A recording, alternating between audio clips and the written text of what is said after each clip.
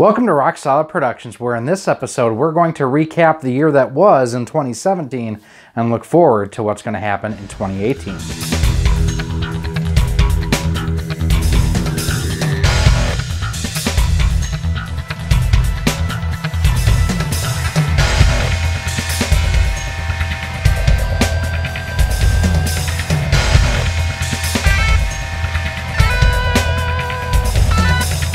Hey everyone, Gary here with RoXolid Productions, and if you're watching this, if you've watched any of my videos over the course of the last year or so, first of all, I want to give you a very heartfelt thanks.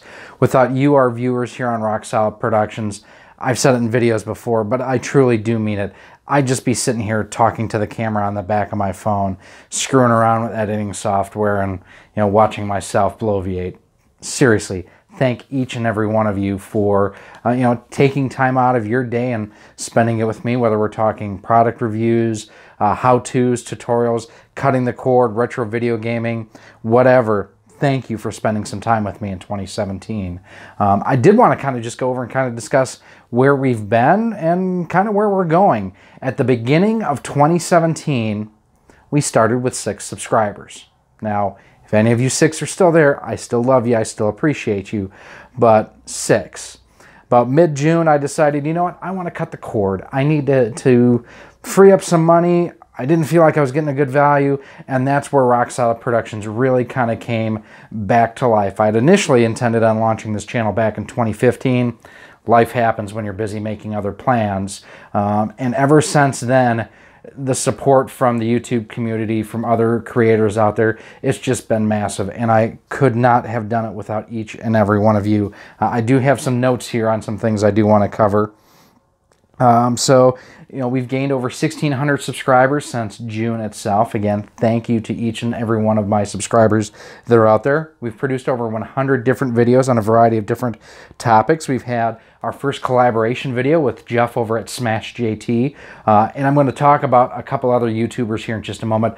All their channels will be linked down below. So, Jeff, thank you very much. You've had great success this year as well, and I hope you have nothing but continued success in 2018.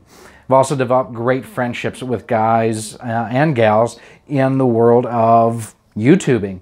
Guys like John Rigg'd up in the Northwest, Sean Long, Ryan at Castlemania Games. You hear me talk about Ryan all the time.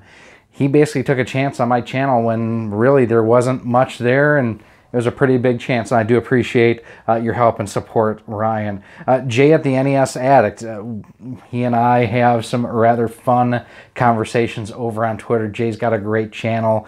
Rax the Great, I will never forget our little back and forth we had talking about the package that arrived and how I was kind of focused on your package. I just want to say thanks to all of you. I'm sure that there's more of you that I've forgotten, and I apologize for that, but thanks to all of you who have been a part of our growth and just hanging out, talking about really cool stuff with me over the course of the last few years and few months.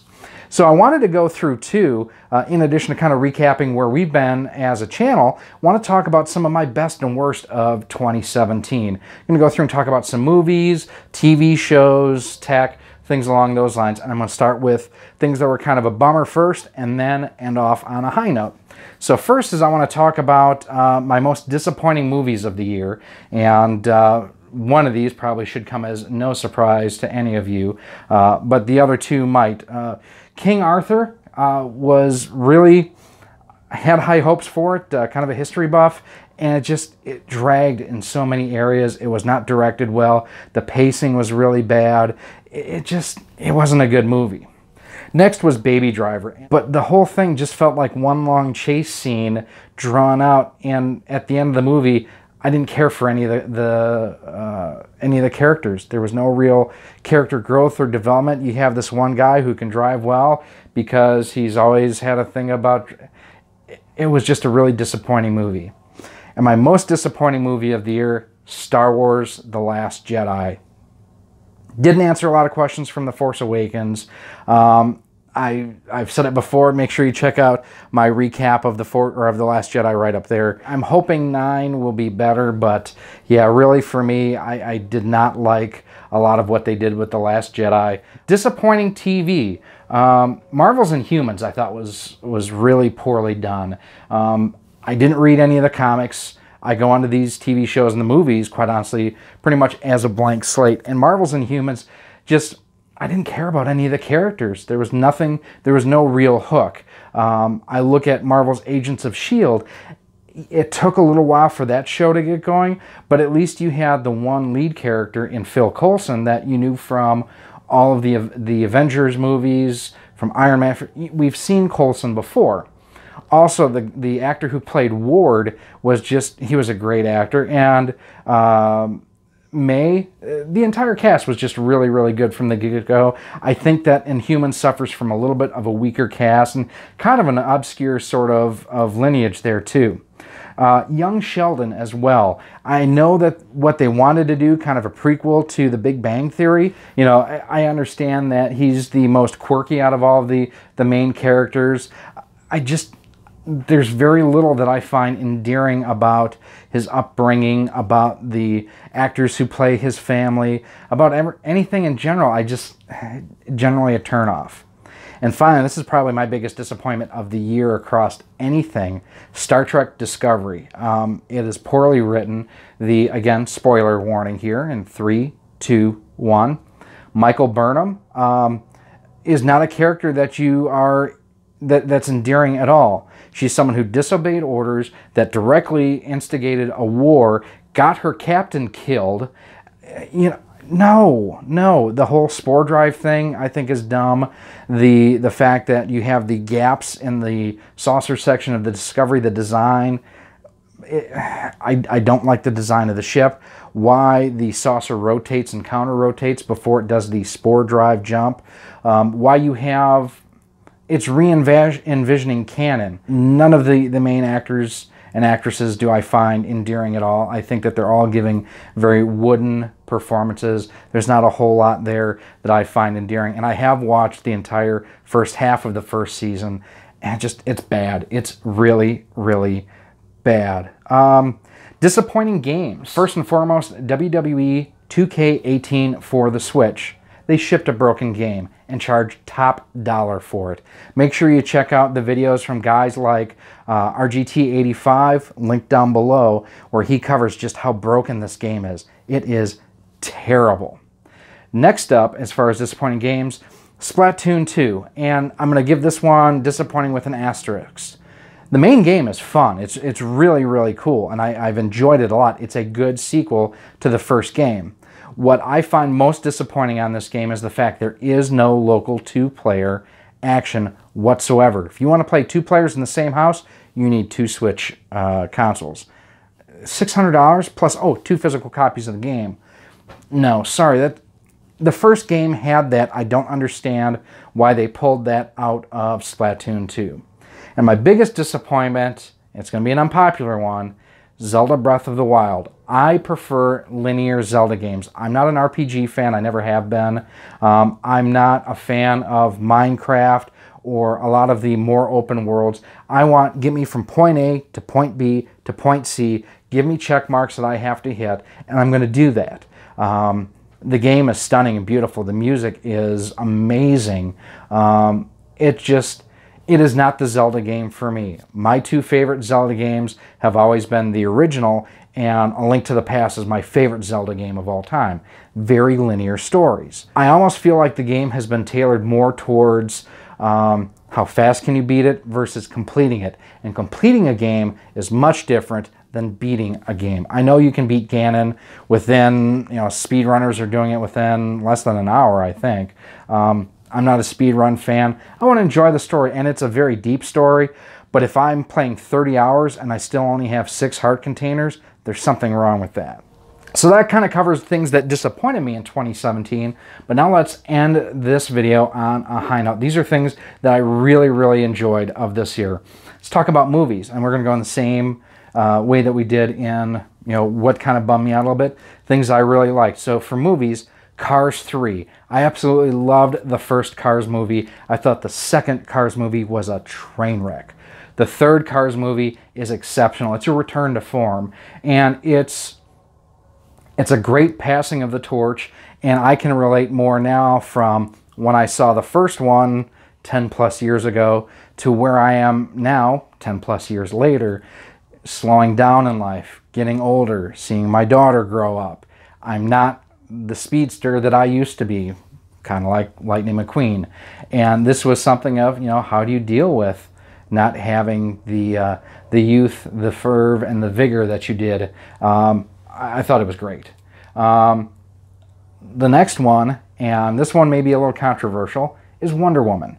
Gal Gadot nailed this role. She was, just as Linda Carter was made to play Wonder Woman in the late 70s, early 80s, Gal Gadot was really made to play the new generation of Wonder Woman.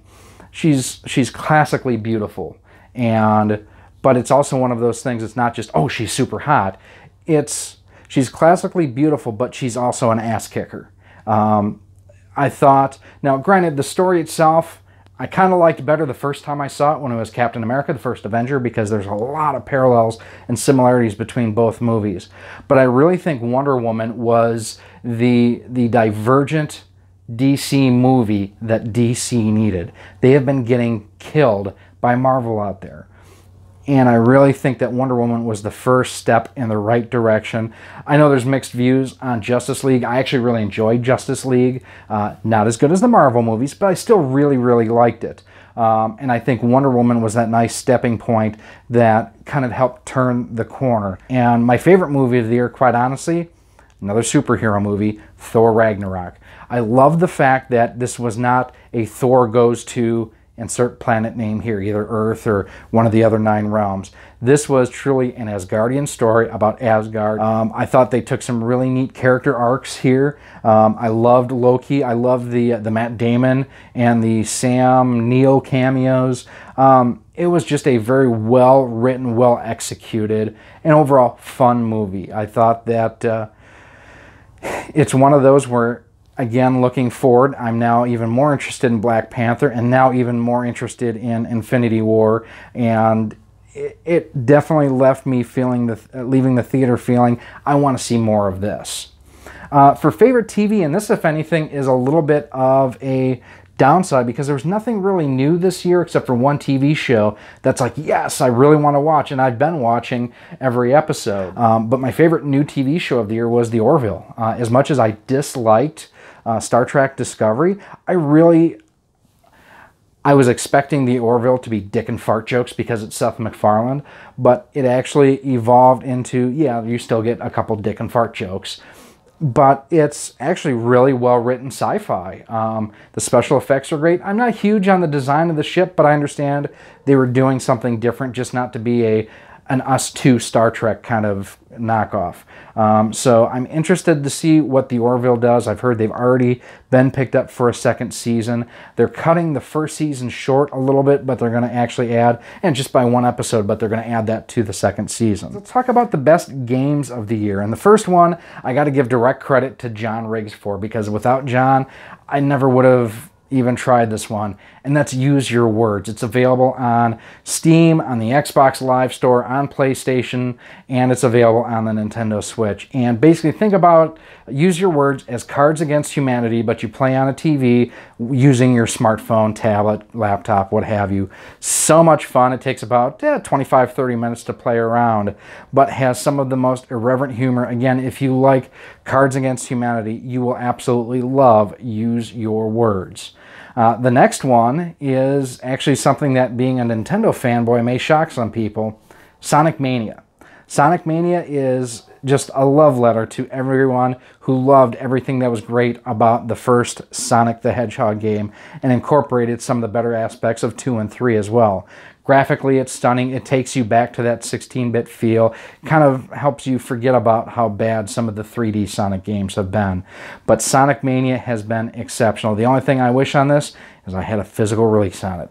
And my best game of 2018, it really was no competition, Super Mario Odyssey.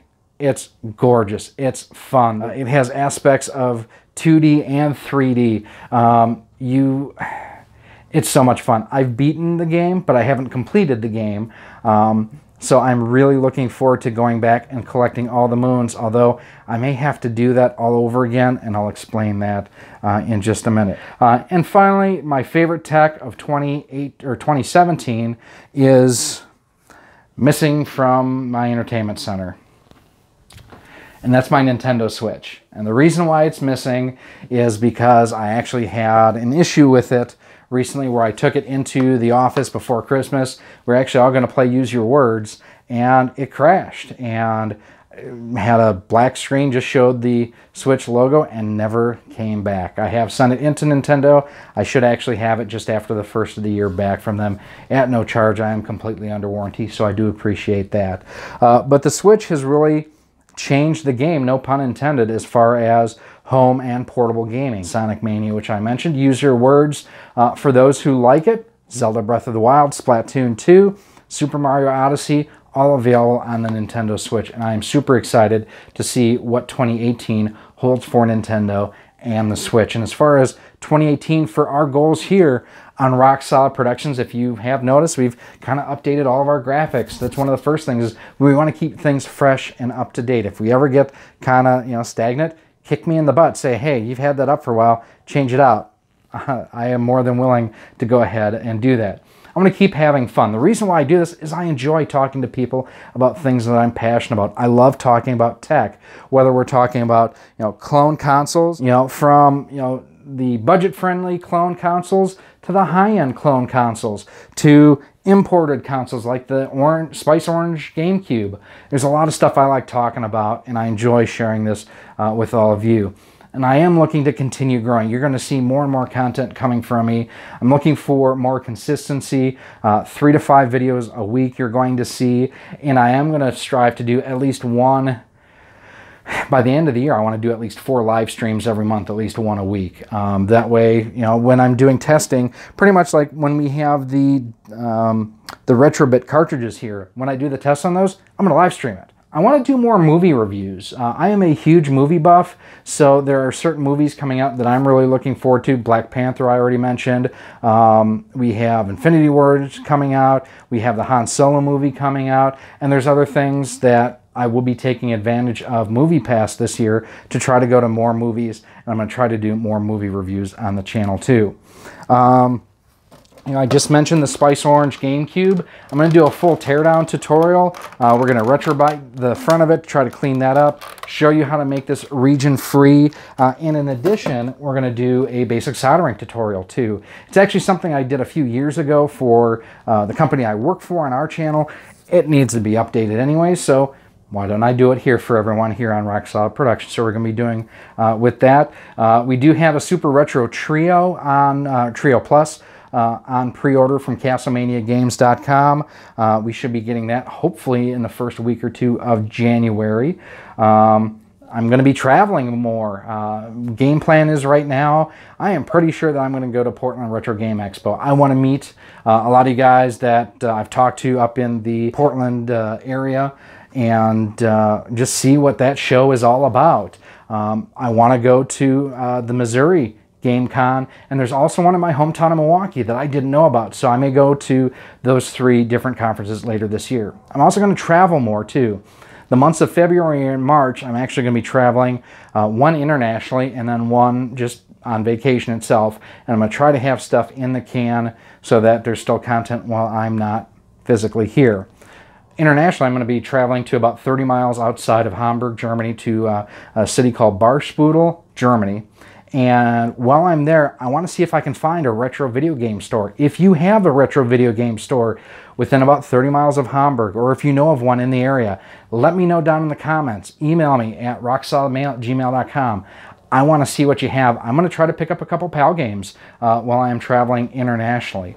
And also what I want to try to do too is I've had a couple people ask for shirts. I'm not actively selling them right now, but what I think we're going to do is one of my goals for 2018 is I do want to get my hands on one of these super analog NTs. Well, they're not cheap. They're not the most expensive, but they're not cheap. The best way, if you want, and these are, you hear me in every video talk about, if you want to support the channel, head on over to my Patreon page, patreon.com/RoXolid. We're going to be updating our Patreon goals because one of the goals is to get a Super Analog MT at launch for review on the channel. Now, how that ties into the t-shirts is what I'm leaning towards right now is for $25. If you want a t-shirt, you can get one. You'll just have to let me know what size you want. I have to work with my printer to see how often I can get them done. It's going to be at least a 2-week turnaround time from the time that you make your donation or that basically the funds are transferred, that we get the shirt out to you and everything, and the funds from that basically will help go towards purchasing an Analog Super NT for review here on the channel. So man, 2017 has been, I can't thank you all again enough, just like I said in the intro, for the success that the channel has had. I did not expect this much this soon, and it's all because of all of you. So thank you very much. If you do have things that you want me to cover in 2018, ideas for videos, reviews, tutorials, how-tos, I want to do more how-tos next year too. Leave it down below in the comments, or as always, send me an email, roxolidmail@gmail.com. And if you have products that you want to have featured here on the channel, that's the best way to get a hold of me too. You can also follow me on Twitter @RoXolidStudios, Facebook, facebook.com/RoXolid Productions too. So that's going to be a wrap on 2017 for us. I wish you and yours a very happy, a very safe, and a very blessed new year in 2018. Again, thank you all for all of your support. I will see you in 2018. Thanks for watching. I'll see you next year.